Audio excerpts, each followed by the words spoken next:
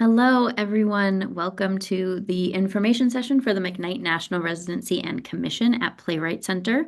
For joining those of you who are here in real time, and thanks for watching this later for everybody watching the recording on the website.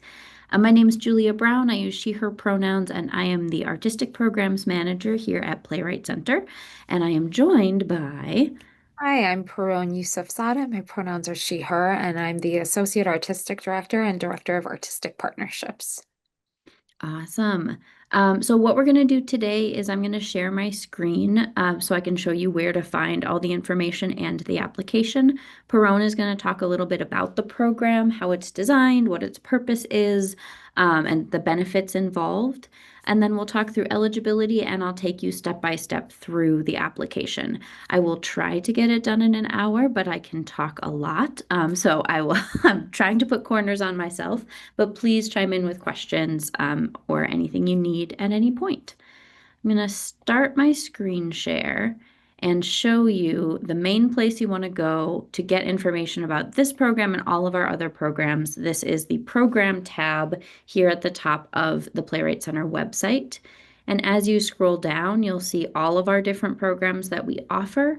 You're welcome to apply for whichever ones you are eligible for. So if you are going to apply for the National Residency and Commission, you may also be eligible for and interested in the Core Writer Program. So I'll just highlight that for you. We'll be doing an info session about that in December. But first, for today, we're going to head here. And this page will give you all of the details that you need about the program. So, Pirronne, do you want to take us through a little bit about the Residency and Commission? Yes, I'd love to. So the McKnight Foundation is a family foundation here in Minnesota, and they have a number of artists and culture bearer fellowships at Playwright Center, as well as lots of other wonderful organizations across Minnesota. And this particular fellowship is intended to support an established playwright from outside of Minnesota who demonstrates a sustained body of work, commitment, and distinct artistic vision. So, unlike a lot of our other fellowships that require either residency already in the Twin Cities or in Minnesota, or relocation to Minnesota, this is one where wherever you are outside of Minnesota, you are eligible to apply. Um, the recipient of the Residency and Commission creates a new play, which is developed with Playwright Center through a series of workshops and culminates in some kind of public sharing. So there are multiple opportunities to engage with local artists and with Playwright Center staff throughout the fellowship term, which is 1 year. In this particular case, it would begin July 1st, 2026 and end June 30th, 2027. And so one of the goals here is to create conversation and connection between Minnesota-based artists and those outside of the community. And so we really look for opportunities to forge those connections for our McKnight Residency and Commission recipient. And Julia will get into a little bit more of the details here, but as you can see, if you're reading along, the benefits include a $15,000 commission, up to $12,250 in workshop funds to support the development of this new play, which includes travel and housing and as stated before, a public reading. And at the end of the program term, the recipient becomes an affiliated writer of Playwright Center, which essentially means that you can't get rid of us now. And we're going to send you opportunities. You're eligible to apply for the public season and lots of other great perks that just come with being part of a really wonderful community of writers. That was my quick overview, Julia. Is there anything you want me to dig into more before you get into all the eligibility? No, I think that's great. We'll talk more as we go through the application. So the eligibility, as Pirronne mentioned, this opportunity is not available to Minnesota-based writers. If you are based in Minnesota, I would point you towards the McKnight Fellowship in Playwriting, which is only for Minnesota-based writers. So make sure when you're applying for the right one. They're both called McKnight. They have slightly different names, but the national one is for outside of Minnesota. You must be over the age of 18 and have the legal right to be paid in the United States. You do not need to be a citizen, but we do have to pay you a $15,000 commission in a way that we don't get in trouble with the IRS. And if you have questions about that and what qualifies, just reach out to me, which will be a running theme of today's info session. We are defining eligible writers as nationally recognized, and how we are defining that is playwrights who have had at least two different plays fully produced by a professional theater by the time of the application deadline, which is December 11th of this year. So what do we mean by fully produced by a professional theater? It does not matter the size of the theater, the location of the theater, or whether your actors were equity. How we define that is a full-length play, which runs at least 45 minutes in performance, that was presented to an audience at least 3 times, so at least 3 performances, and everybody involved got paid, including yourself, your cast, your creative team, your tech team. Everyone was given some kind of reasonable compensation for their work, meaning a stipend, an hourly rate, a weekly rate, whatever that is, not just $10 for the bus or validated parking, some kind of actual payment for their work in a professional capacity. So that is how we define that. If you have had two different plays which has each had at least one professional production, then you are eligible for this program. If you don't have two professional productions, I'll point you again to the Core Writer program, which does not have a production minimum requirement.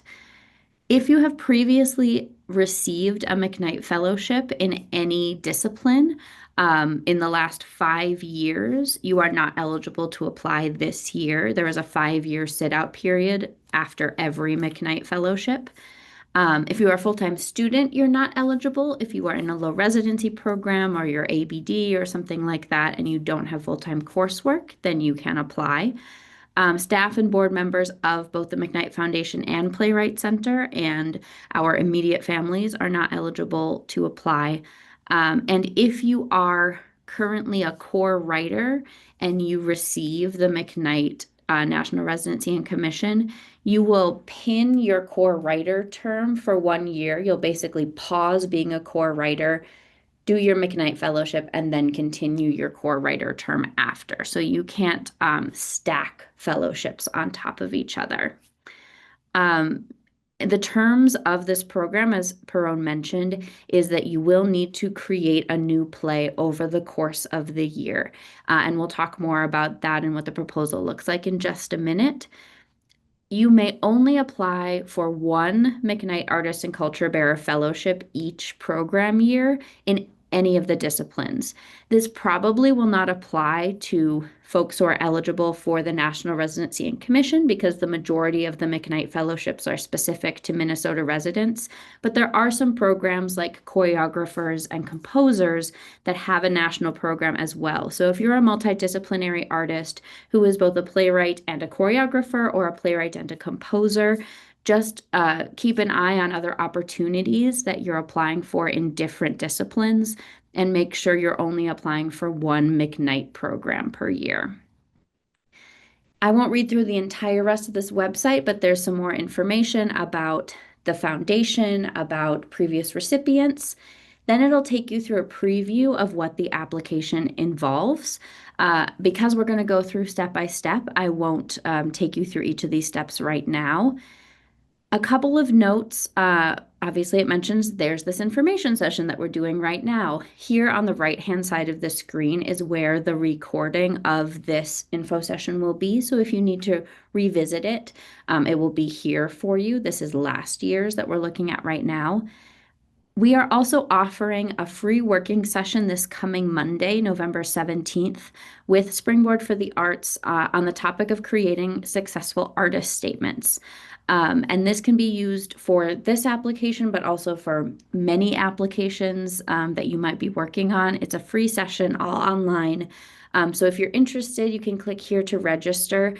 If you're not able to attend on Monday, but would like to look at the recording and the slides from that program, which involves some writing prompts and things like that, just let me know and I'll send them to you. And again, if you have any questions, you can reach me at this email address.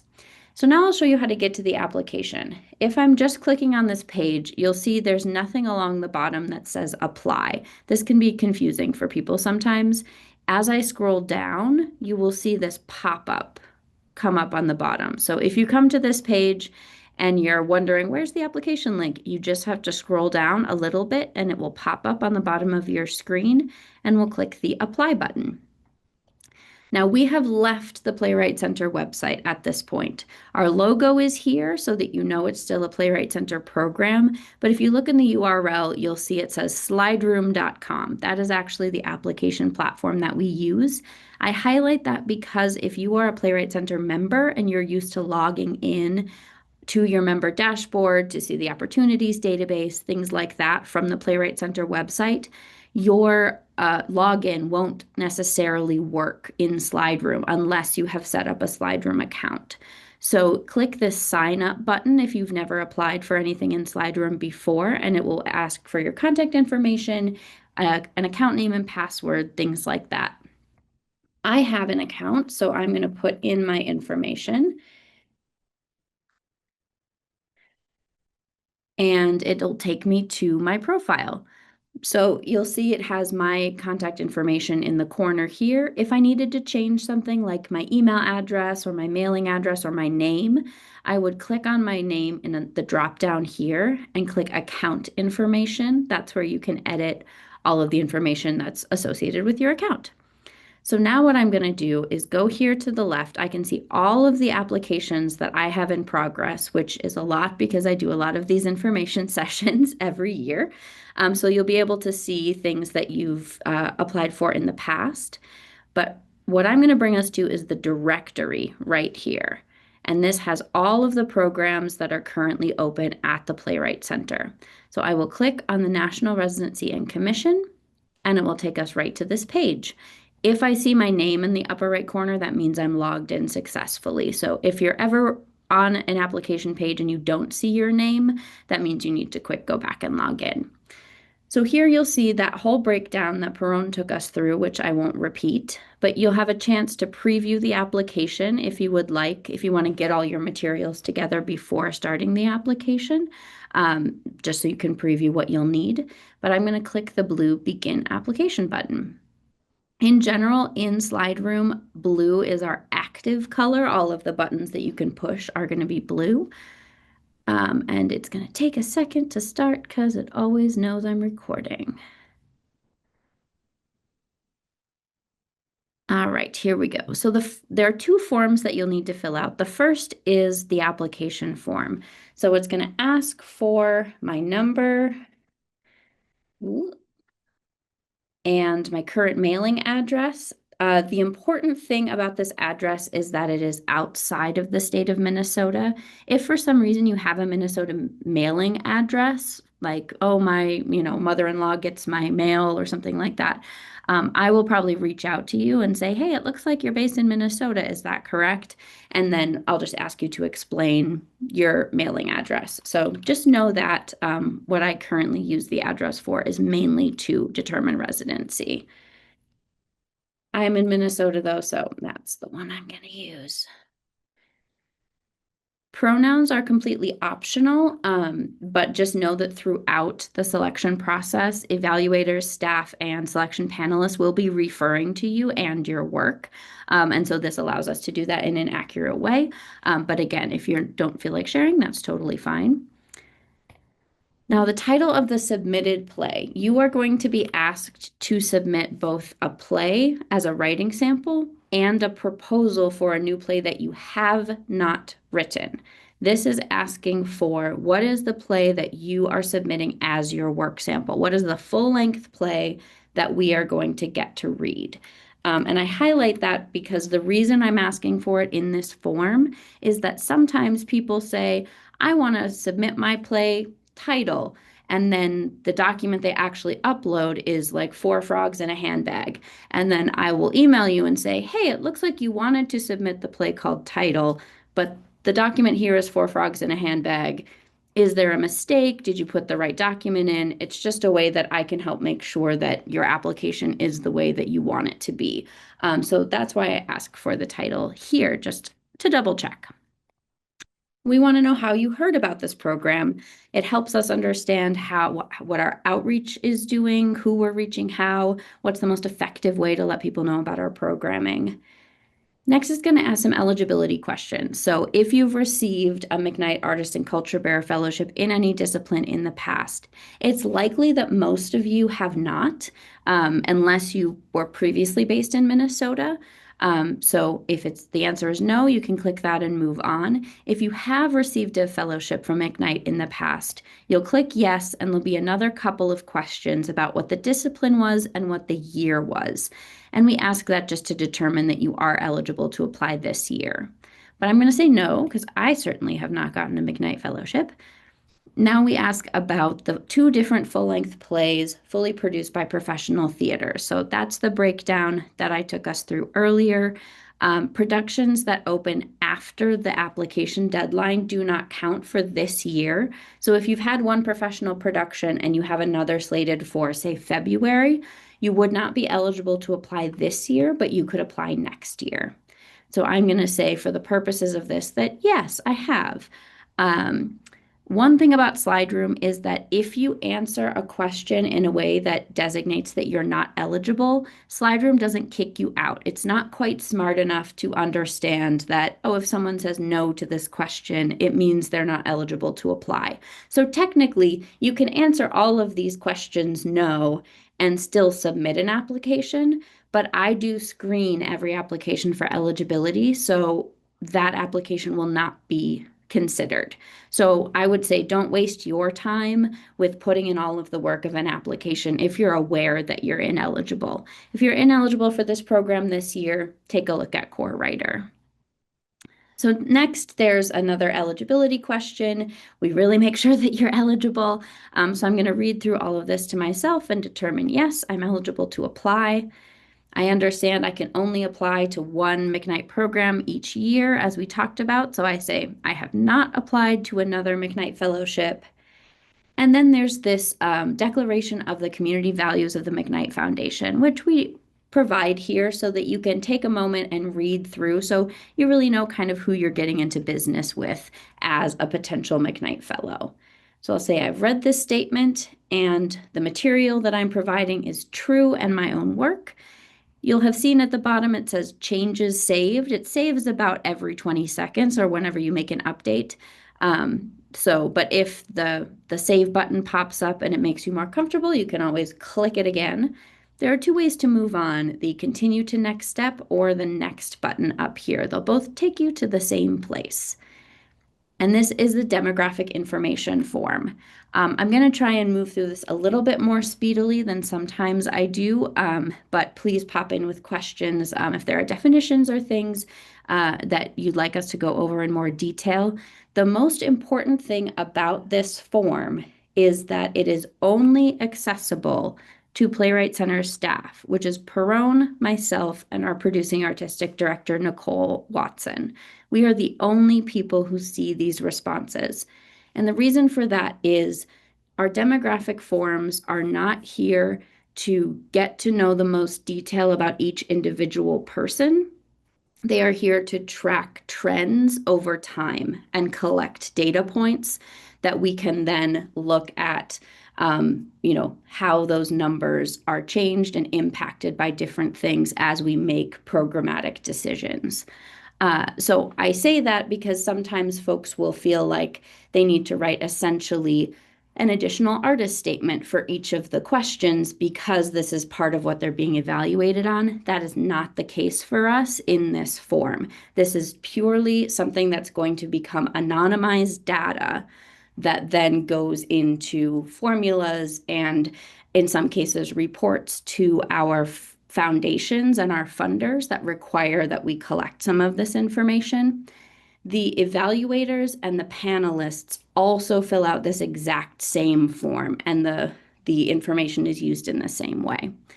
So you can look here. This is a much longer statement about what we do with these funds, with these data points, why we collect them, things like that. This is a form that we tweak every year as we learn more, and we try to make it more inclusive and more accurate and least harmful to engage with.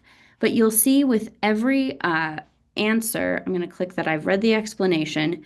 Every single answer will have a decline to answer button. Choosing that does not impact your application in any way. If you're not comfortable answering a question or you just don't want to, you can always click decline. They also will pretty much all have a write in button as well. So if none of the checkboxes available apply to you or is language that you use, feel free to click the write in button and write whatever response makes sense to you. So the first question is about racial groups. They are checkboxes, so you can click as many of them as you would like, or again, decline or write in.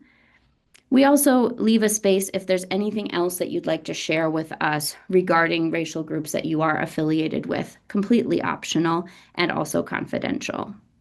The next question is about gender terms, and again, this is as you can click as many as apply to you. The next question is about sexual orientation. Again, check boxes, so any or none of the boxes that make sense for you. The next question is about if you identify as neurodivergent or a person with one or more disabilities. And we have a little definition here for how we're using the term neurodivergent. Some folks who are neurodivergent also identify as having a disability. Some people do not, so that's why we have it kind of separated out. But you can click as many of the boxes as apply to you. Or again, decline and write in. We have a box here that's completely optional if you'd like to expand on your experience of disability and or neurodivergence. And one of the things that this is useful for is we're always trying to make our programs and our processes more accessible. So if there is some way in which we could make this process more accessible to you, this is a place where that information might be really useful. For example, I use a screen reader, and this is a thing I've noticed on the website that would be more helpful. Or, as a playwright, I, use XYZ, support system that I would need to have in place. Again, totally optional, just helps us with our learning about how our processes work. The next question is about your use of the English language. And this is really about the primary languages that you use in your day-to-day life. So I'm going to say monolingual English because I'm only fluent in English. I know a little bit of some other languages, but I wouldn't consider myself fluent. So this is really about primary usage, not so much of like I took a semester of German in college.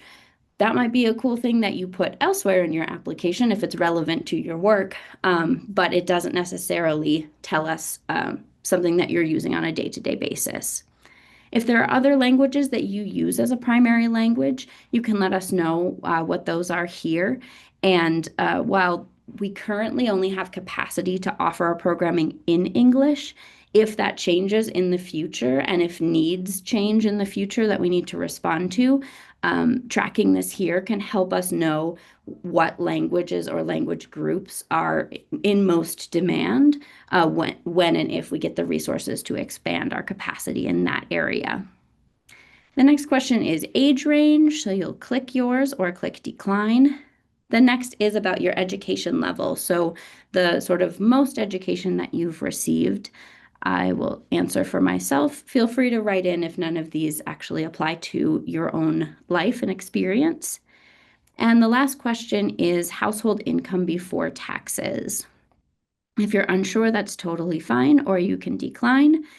The last question is if you have any feedback for us about your experience of going through the survey, language that you have questions about or that you would recommend is handled differently, or just anything you'd want to share with us. Again, completely optional, but we just want to make a space. If you have information or ideas for us, we would love to hear them. The last thing I'm going to say about the demographic form, because I know we've said it a few times, but the evaluators and panelists do not have access to any of the information on this form. And it's important to note that because if it is important to you that the evaluators know something about you and your identities, you'll need to put that somewhere else in your application, either in your proposal, your resume, some kind of narrative about yourself. They will not be looking at this form and noting these details about you and your life. So, just a quick reminder there. And now I will continue to the next step. We're all done with forms.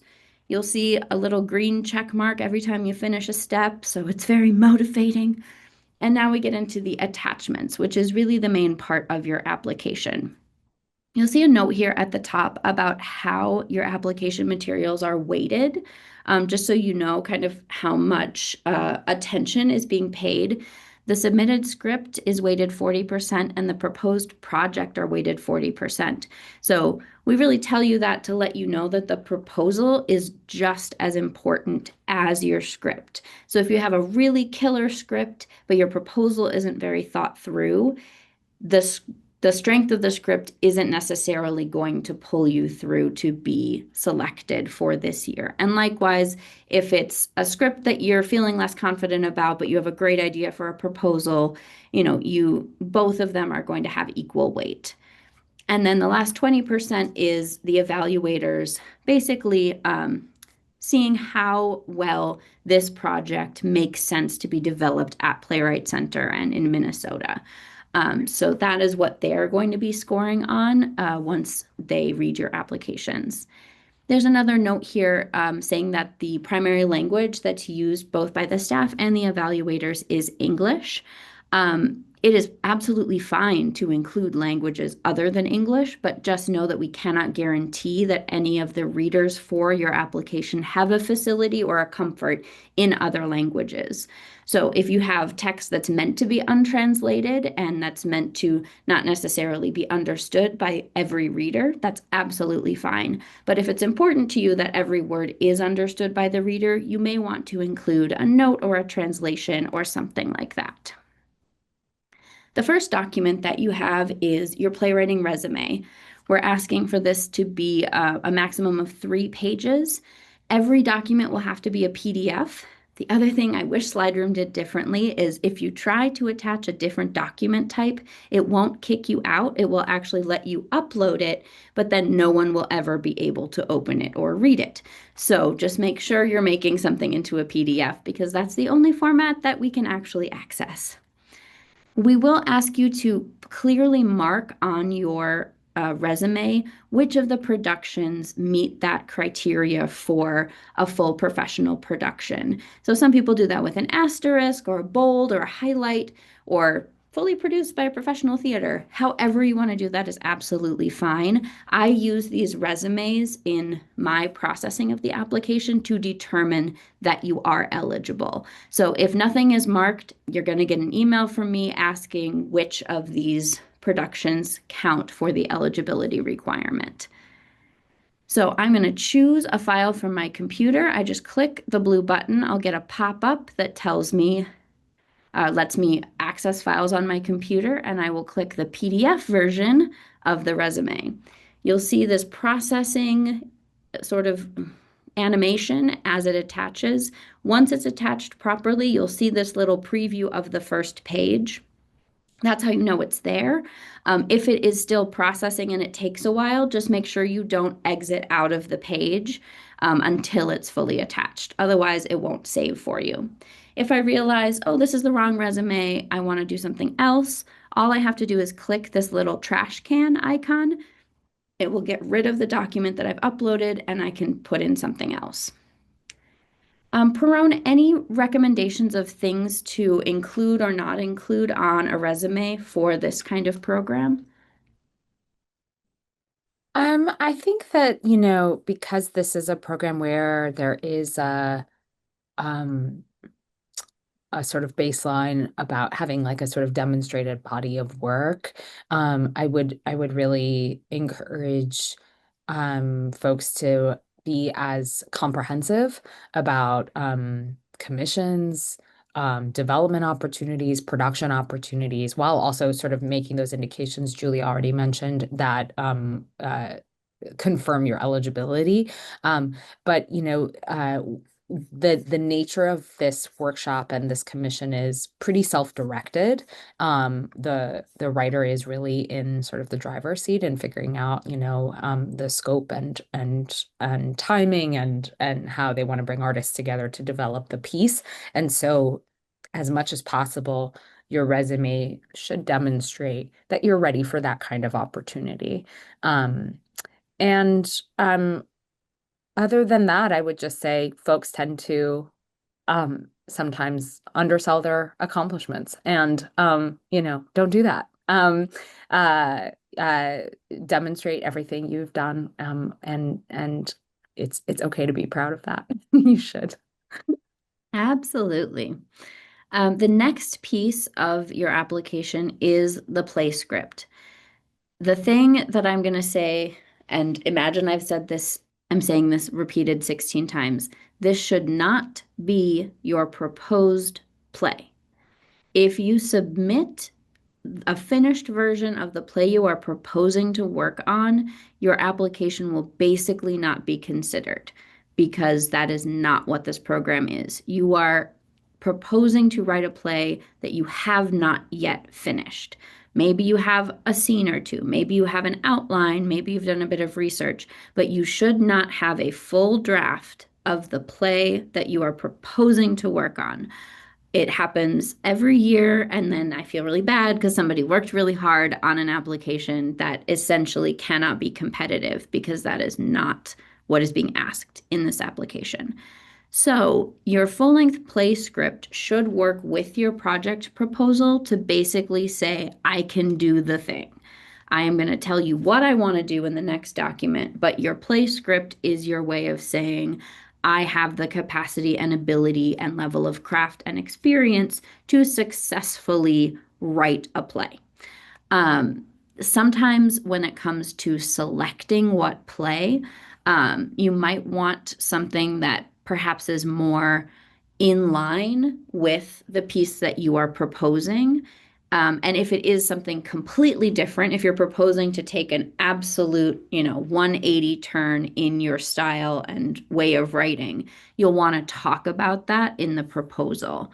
Um, We've got some information that actually I'm going to have added to the website. We've collected some really wonderful advice from previous successful applicants about things they did in their application that worked well for them. And there's a lot of opinions about how to choose a play script for an application like this.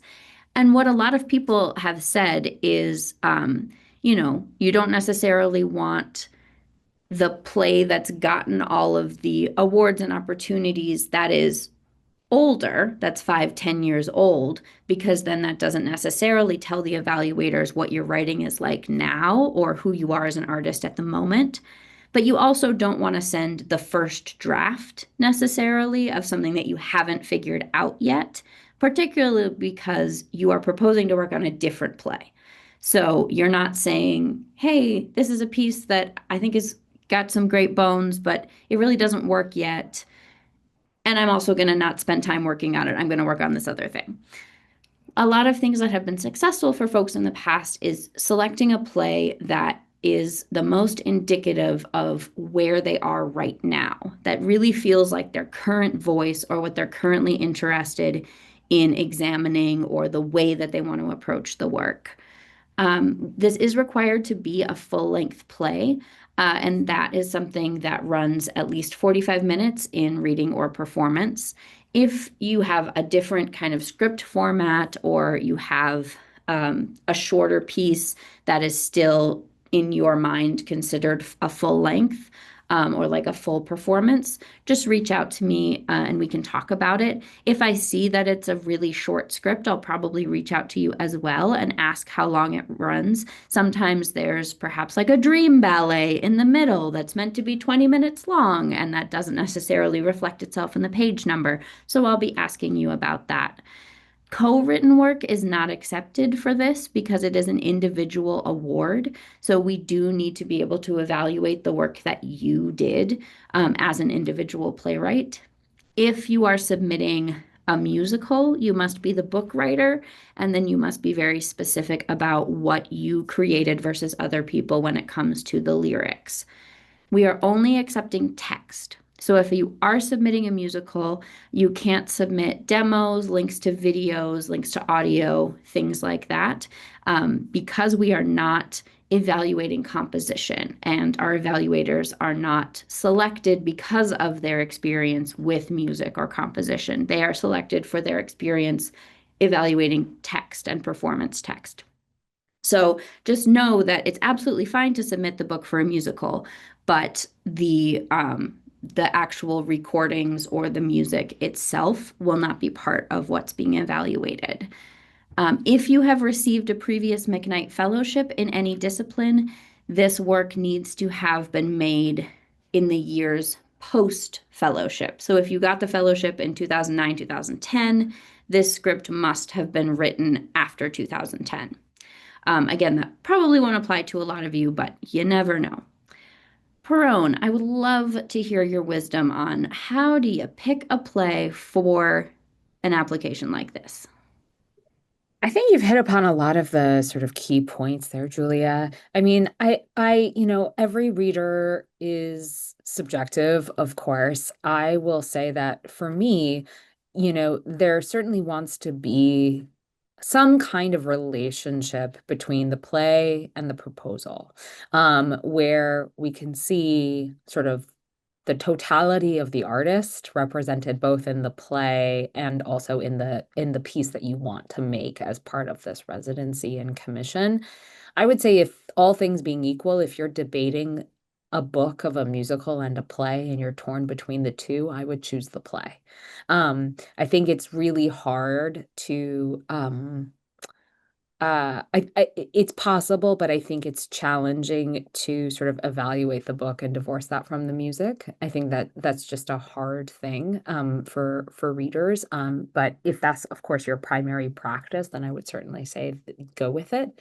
Um, uh, and a play that you're proud of, a play that feels pretty polished, a play that represents what you're interested in, what your vision is, and where you can, in your proposal, potentially sort of talk about how like what of that play might be sort of aesthetically connected to the piece that you're looking to make, or where you're looking to really deviate and where you're looking to really expand your artistry in this new piece. So letting it be a reference point for the reader as they think about your proposal, I think is also helpful.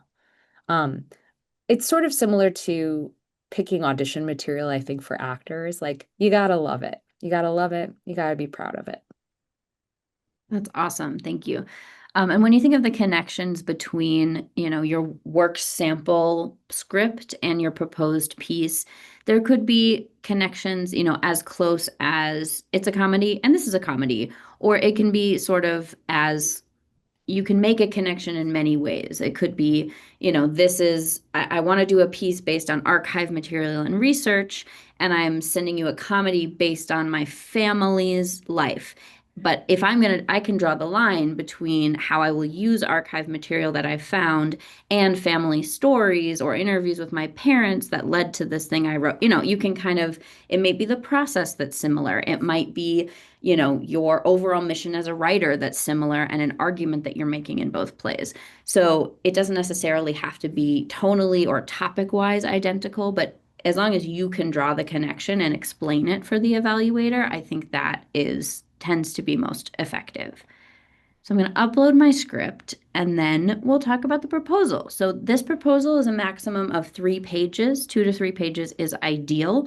This is the project that you will create if you receive the commission. This is the only program at Playwrights Center that has a specific commission component that says this is a play you haven't written yet, and we are paying you to write that play. Again, you haven't written it yet. It is so important that you have not yet written it.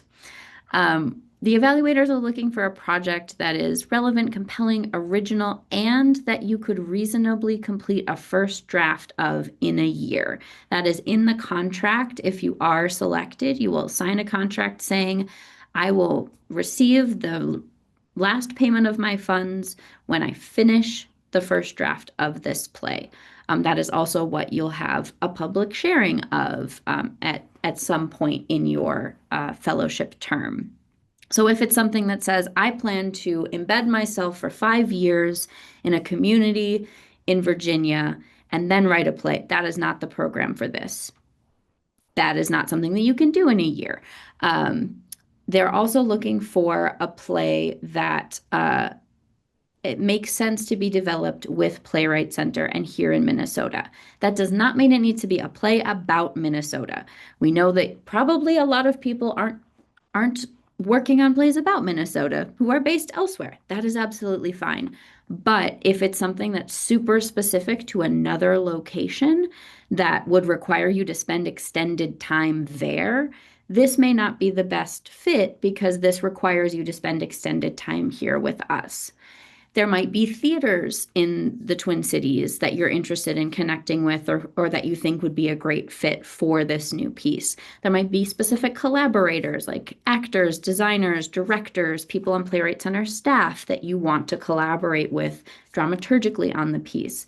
Maybe there are resources or particular communities that are similar to the community that you're interested in writing about that's based elsewhere. There's a lot of universities, libraries, research institutions. There's a lot of medical institutions here. There's a lot of recovery centers. There's a lot of things about the state of Minnesota that might connect to work about other places. So I would say definitely do some research, maybe talk to people who've been here or who have worked here. Because if you can be specific about why the Playwright Center or why Minnesota or both, would best serve the development of this play, that is most likely going to be more successful than a play that a proposal that just says, wouldn't this be cool as an idea? Wouldn't this be a cool play? Maybe that'll be enough to push it over the edge. But from what we've seen in the past, having some kind of connection to why you want to work on it here really helps to elevate an application. Oh, thanks, Gabe. Thanks for hopping on. Um, Great. A couple other things about the proposal. This is also where the evaluators will be evaluating the suitability and basically their sense of your ability to create this play. So talking about what the process might be, maybe what your timeline might be, what you want to spend your time in workshop focusing on, if you want to have some writing retreats by yourself first before heading into workshop with actors or designers or directors. Any kind of, you don't need to say, I'll show up on November 13th and do XYZ. But if you have some kind of sense of how you might structure your year to show that you've really thought about it and that you have determined that this is a piece that's possible for you to create in a year. And again, your writing sample does some of that arguing for you. You're basically saying, I have the capacity and the experience and skill to write the story I'm proposing. See, I did a great job with this story that I shared with you. If you think about it, it's almost like a job application saying look, I was really great when I worked at Dunn Brothers Coffee, so I would be great working at French Meadow Coffee Shop. Um, you know, that's kind of a weird comparison, but you can think of it in that way that you're making an argument for why this play and why you are writing this play. Sometimes people can run into, or the evaluators can have a tricky time with a person being really interested in writing a play very much outside their own lived experience, whether that's cultural or religious or location or something like that, something that they don't personally have a connection to. So I would say if that's something that you're interested in working with, you might want to spend some time in your proposal talking about your connection to that material and how you plan to do research or how you have done research or connections that you have to those communities that you're interested in representing so that the evaluators can feel confident that you are going to tell stories from another group in a responsible way, as opposed to, I heard this news story. Isn't this wild? I should write it because I'm a great writer. There's a lot of great writers. but talking about why you are writing this particular piece is really going to help make your application competitive. Pirronne, while I choose a file, will you give some of your thoughts and what you've seen over the years? Yeah, I mean, I think you hit upon a lot of really great points. I think like on that topic of sort of writing outside of your lived experience. And I think this is also a place where doing some research about the artistic community and other communities here in the Twin Cities that might enrich your process, might be a useful um avenue to explore as part of like sort of answering that question.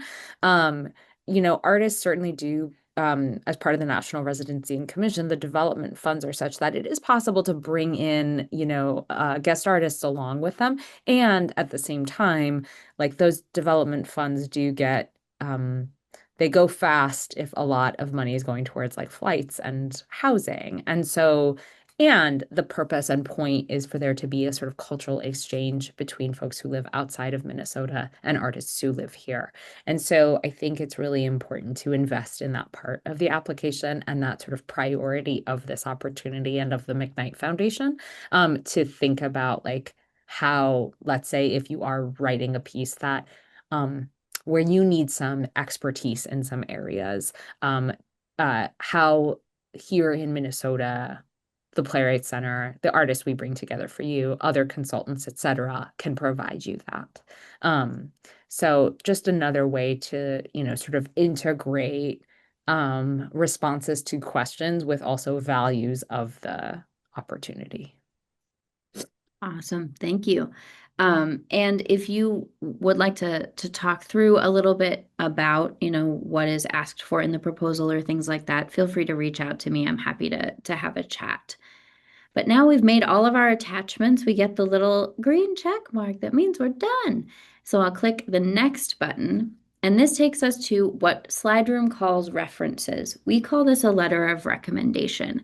And this is a stage that you can get to without finishing the rest of the application. So I would recommend once you decide you're going to apply, reach out to the person who you want to write the letter of recommendation and ask if they have the capacity, tell them the deadline, things like that. And then open the application, go to this references page, and request the reference. So I will talk a little bit more about like actually the idea behind the letter of recommendation, but just logistically, what you will do is you will click this blue add reference button, and then it's going to ask for a bunch of information. Most of it is optional, but we're going to say if, say, Pirronne is my reference, I'm going to put in Pirronne's name. If I want, I can put in her title, our relationship, the organization she's affiliated with, if anything. But the only thing we really need is her name and her email address. And so I'm going to put that in. I can add a personal message. So I might say, hi, this is the letter we spoke about yesterday. Thanks. There's a little checkbox here that says, I agree to waive my right to view this recommendation. What that basically means is if this is checked, Pirronne just has to fill out the recommendation and then it goes to my application and my application is complete. If you uncheck it, it means the recommendation comes to you first and then to the application. So it's a little quicker if you have the box checked, but we don't really have strong opinions either way. So I'll click send request. And within the next few minutes, Pirronne is going to get an email. And what that email says is it comes from Slide Room and it will say, Julia Brown has requested a reference from you. Click this link. And then Pirronne will click the link. She can either type into a text box or she can upload a letter that she has written and made into a PDF. So that's how that process works. If for some reason while you're working on the application, Pirronne comes back and says, I actually can't do the letter anymore. Can you ask somebody else? Or I got a new email address. Can you send it to this place instead? All you have to do is click edit, and then you'll be able to make any changes and resend it. You can also see the status here Well, I made my window a little small, but you can see that it was requested on this date, and then when Pirronne completes the letter, it will say completed on this date. You can also resend it if it goes to her spam folder or she deleted it by accident. I will also say that if your recommender is having a lot of trouble with the slide room email, they can't figure it out, perhaps they're not as comfortable with doing things online, they can also send an email to me at my email address and I can attach it for them. So try to do it through the system first because it's fastest and easiest for you. But if they come back to you and they keep saying, I can't figure it out, I can't find it, they can just send the letter to me and I'll attach it. Letters of recommendation can be reused for up to 3 cycles, with this cycle being included. So you could reuse a letter that you get this year for the 2025 application, 2026, and 2027. If you apply this year and then don't apply again until 2028, you would need to get a new letter at that point because it's outside of that 3 cycle window.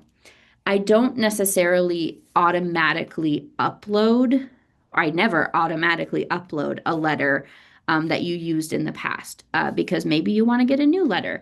So you need to request a reused letter from me, ideally 2 weeks before the application deadline or earlier. So then I can make sure that we have it, that you are remembering correctly, that the letter is within the reused time period. I will clarify who it's with. I get a lot of emails saying, hey, can you add the letter from Mary Beth from 2 years ago? And there's no letter from Mary Beth. It was Bob Jones. And so we need to have a conversation and connect about what letter you want me to upload for you if you do want to reuse a letter. So I just want to clarify that it does not automatically show up in your application. But you may also want to request new letters each year. Sometimes people do that as well, and either option is absolutely fine. When you think about, the other thing to note is that if you are applying for multiple programs, like the Core Writer program that I've mentioned, you need a different letter for each program. You can ask the same person if they want to reuse the same language in the letter. That's fine. I'm not comparing them side by side and line by line. Who has time? But I cannot take a letter from a Core Writer application and put it on your McKnight application. They're very different programs, and we kind of encourage you to have a letter that's more specific to the program that you're applying for. On that topic, there are a couple of pieces of advice, both from our experience and also from previous writers, about how to choose a person to write a letter and how to get a successful letter. I would say you definitely want to choose someone who knows you and your work deeply, who admires your work, but also understands you as an artist. The name on the letter is not anywhere near as important as the specificity of the letter. Perhaps there are other opportunities where getting a big name has a lot of weight. That, in my experience, which is quite long at the Playwrights Center, is not the case here. A big name with like a short paragraph saying, I met this guy once, he seems great, doesn't really do much for you. But someone no one has ever heard of who is in your evaluator pool, who really knows your work and can talk about you as a collaborator, your creativity, your level of craft, your experience, how you develop your skills, that is going to be far more impactful. And that can come from, perhaps a director you worked with or a literary manager or an agent, but it also could come from an actor that you've worked with. It could come from a classmate or a teacher. It could come from someone in a writing group that you're with. It could come from a friend in another industry who is just a fan of your work and has some facility and understanding of playwriting and of what you do. Having somebody who really understands and can speak to your specific work is going to be really helpful. The exceptions to that, I would say, are spouses and family members. That it doesn't come up a lot with this program because usually by the time you've had 2 professional productions, you have some, professional contacts who could write letters for you. but it does come up a few times every year, and it's really hard for an evaluator to fully weight a letter from a spouse or from a parent or sibling in the same way that they would from someone not in your immediate family, just because it's kind of implied to not be very objective. And they have a vested interest in you getting this thing, especially if you share a bank account. So, definitely, I would say that's the exception to the closest person to you. But I would say a close person who understands you professionally. Some other advice that I've gotten from previous recipients is make sure that your recommender knows what the program is, at least, an overview. So when I'm asking Pirronne for a letter, I might say, hey, Pirronne, this is a program that I'm applying for. I really think I'd be a good fit because of XYZ. The program would give me XYZ. I want to work on this new play. And this is why I think it's a good fit. It doesn't have to be a novel, but just enough to give her something to write to. And if I say I'm really highlighting in my proposal that I'm great at this, I'm great at that, my research skills are strong, my dialogue it has always been strong, and I really want to develop, my connections in Minnesota. Then Pirronne can write a letter that focuses on those things, and then there's some cohesion between the letter and the rest of the application. So giving basically her the information and the kind of ingredients to craft something that's going to be really specific and impactful for my application is worth the time. Um, Also, make sure you ask early enough. The deadline for the letter is the same as the deadline for the rest of the application. I might give a couple days grace if you say, oh, my recommender hasn't been able to get it in yet, or they had technical difficulty. I can give a couple of days. It's not going to be a week. It's not going to be a month. And it's not going to be time for you to completely start over. So do this as far in advance as you can. Pirronne, my imaginary recommender, what do you have thoughts about choosing someone or setting them up for writing a strong letter?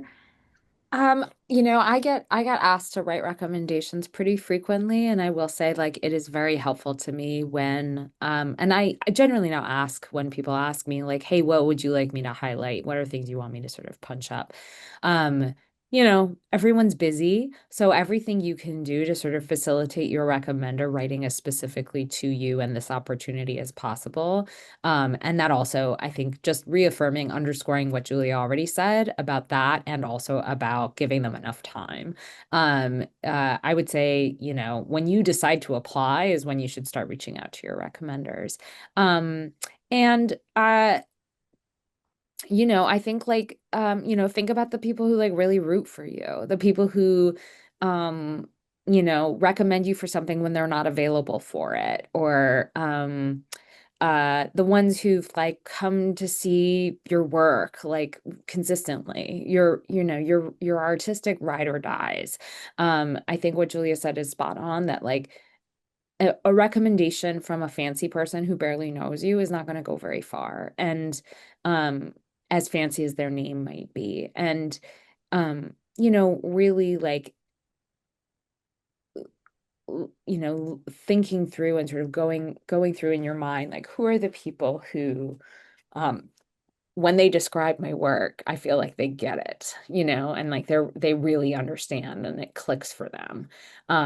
That's going to be the sort of sweet spot in terms of figuring out who you want to recommend you. And sometimes it can be kind of reciprocal. So perhaps you ask somebody for a letter, and maybe your relationship is such that you can say, oh, and the next time you're applying for something, I would love to talk about your work.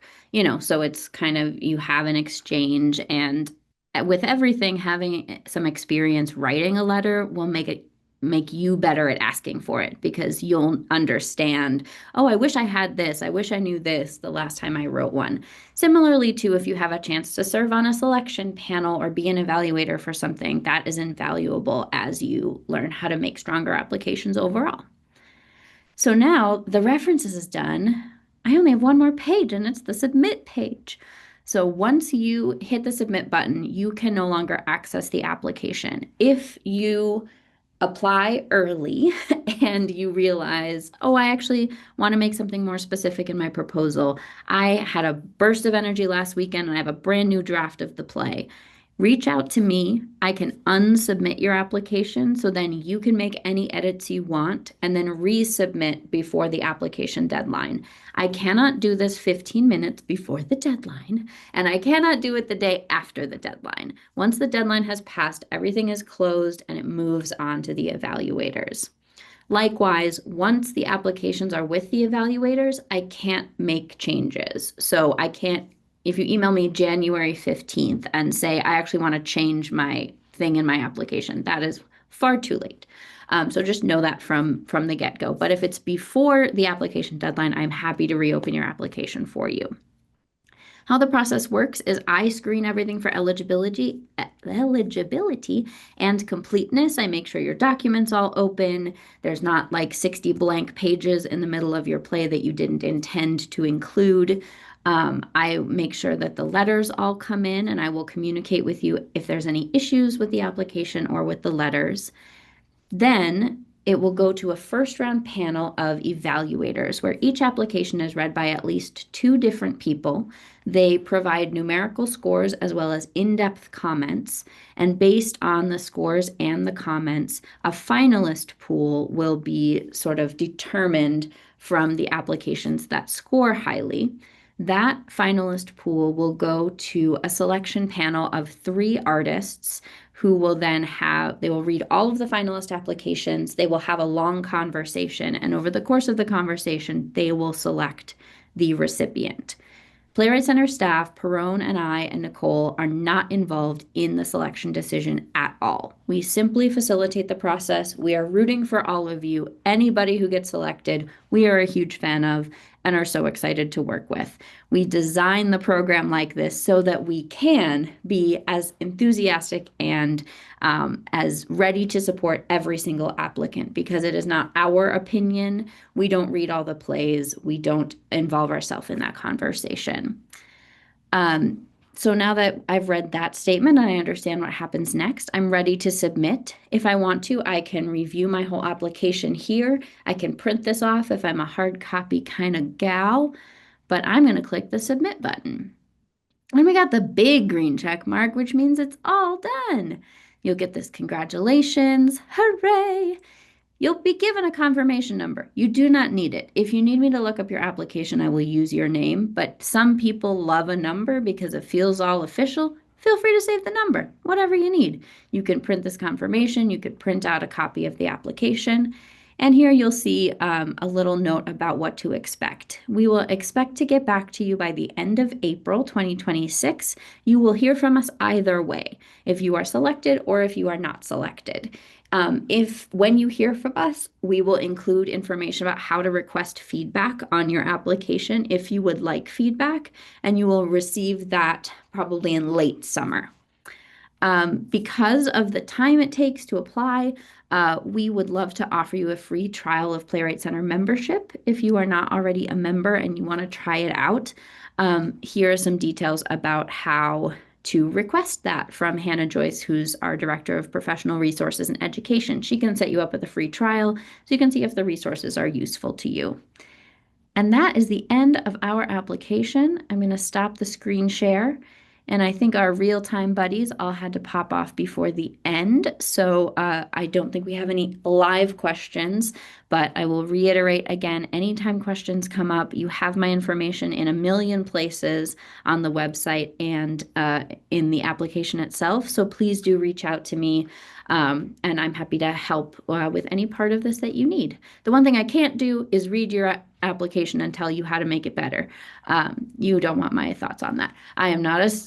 That's not my skill set, but if it is useful for more information or to talk something through, I would love to chat with you. Any last things before we go, Pirronne? Yeah, just reach out if you have any questions. I'm also available for any questions. And yeah, thanks for your interest. Yeah, we're excited to get your applications. Absolutely. Bye. Bye.